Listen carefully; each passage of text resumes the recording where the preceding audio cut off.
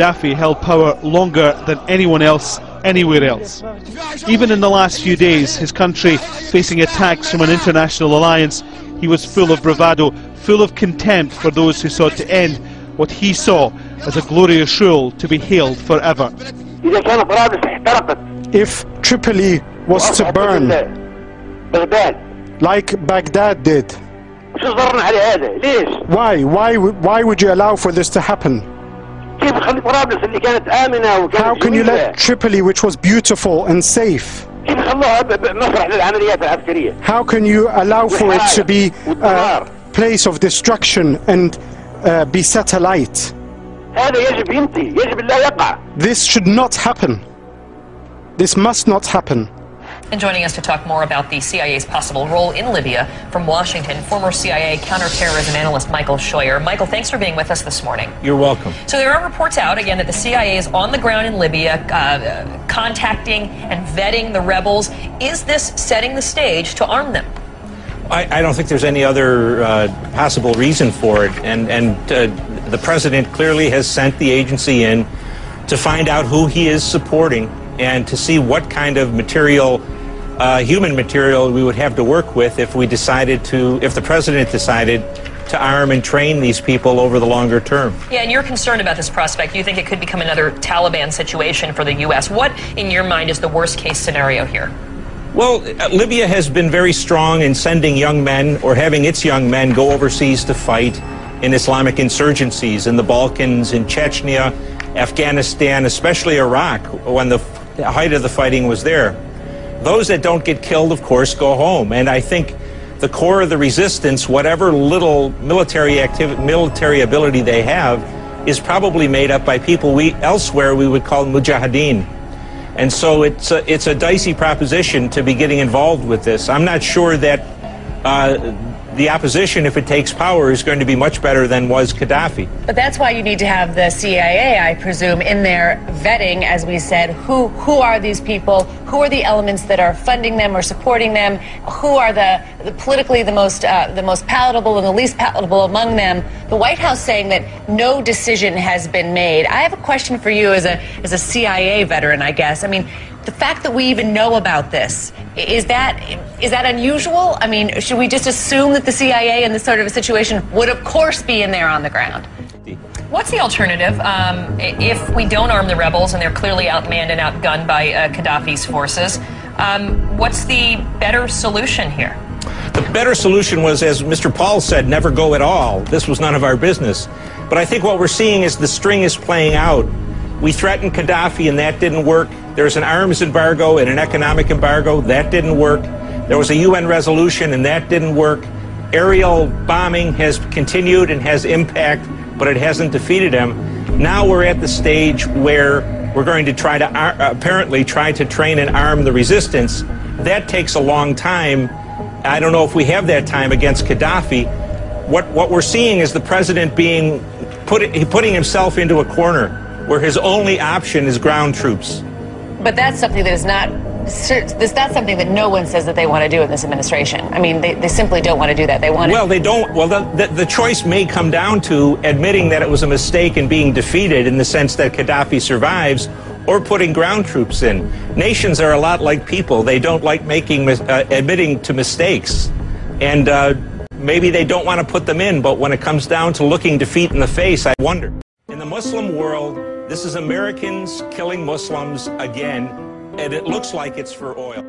He said, I just got this down from upstairs, meaning the Secretary of Defense's office today, and he said, this is a memo that describes how we're going to take out 7 countries in 5 years, starting with Iraq and then Syria, Lebanon, Libya, Somalia, Sudan, and finishing off Iran. You must remember, dear people of America, that whenever government wants you to think and act in a certain way that would bring justification to an action that they are already planning to make, they must make the person that they hate a boogeyman. يعني يجاوبونا على السؤال اللي حاير، لماذا العراق؟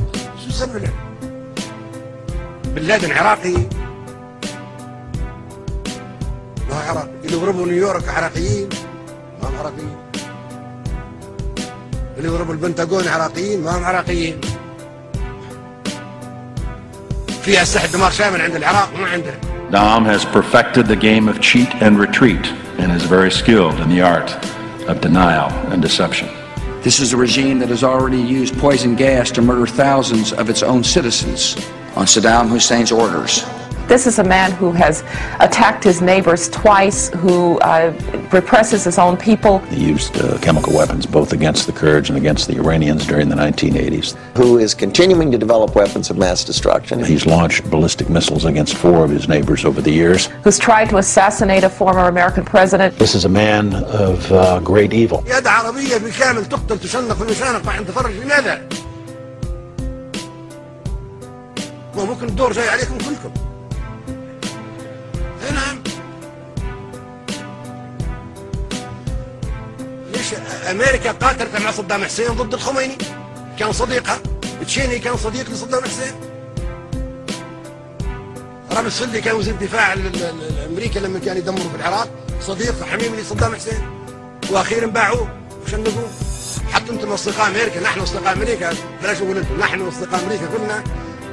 قد توافق امريكا على شنقنا في يوم. Saddam Hussein is a homicidal dictator who is addicted to weapons of mass destruction. Intelligence sources indicate that Saddam Hussein has ordered that scientists who cooperate with UN inspectors in disarming Iraq will be killed along with their families.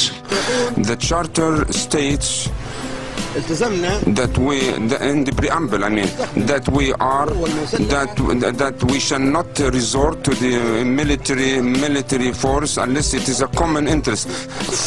65 wars broke out after the establishment of the United Nations and after the establishment of the Security Councils, and after this establishment, 65, and the victims are millions more than the victims of the Second World War. Are these wars and the aggressions and the force that was used, the power in the 65 was in the interest of the common interest of all of us? No, it was in the interest of one country or 3 countries or 4 countries or 1 country. What the CIA does is go into a country and move among the people that are dissatisfied to stimulate a revolt against a leader that they don't like because they want regime change. It will become anti-Western again if the West's hand is seen to be meddling. And there are already indications of that. Look at the British having sent an SAS team and MI6 agents into Libya.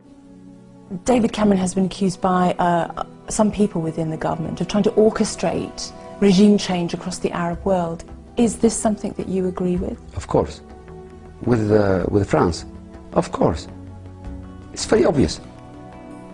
It's very obvious.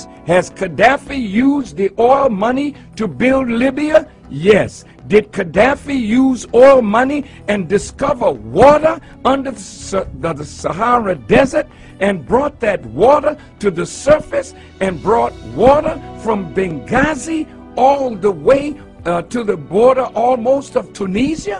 Did he impose farming in the desert so that they could feed their own people? Yes. Are there billions of dollars that he's spending building homes, building apartments for his people? Yes. So something is under this. And so when America, England, France, 3 imperialist powers want to destabilize that country, is it that you're so concerned? You are hearing rumors, false reports. Please take your camera tomorrow morning, even this night. Go to every city in Libya. Everything is calm. Everything is peaceful. The point is there is a big gap between reality and the media reports. So is the unbalanced nature of the coverage. Rather than being impartial observers, some networks stop short of directing the protesters.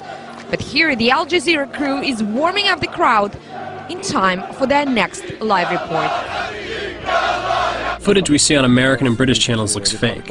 They create an illusion of military action. Where are the aircraft? Where are the bomb raids?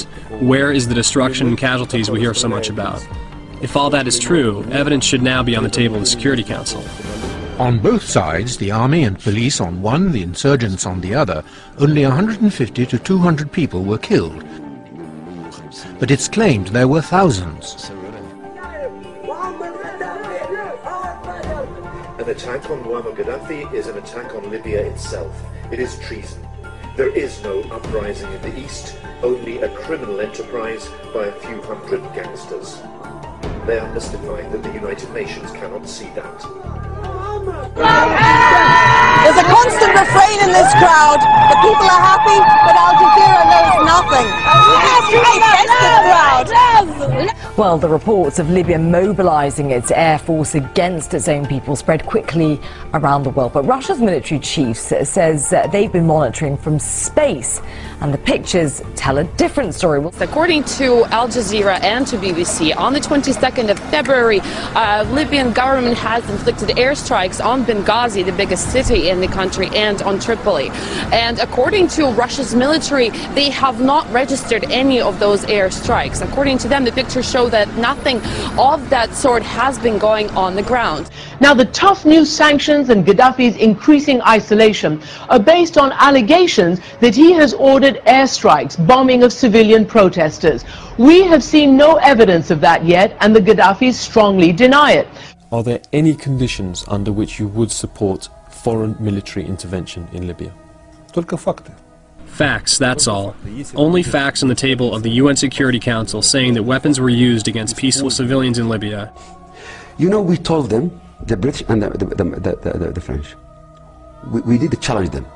We told them, send fact-finding mission to Libya. The thing is, we don't have any facts. We have reports from the BBC, CNN, and other media featuring some machine gunner firing his machine gun in the air. At the same time, we don't see any aircraft attacking. Instead, we see people applauding the gunner for looking so cool.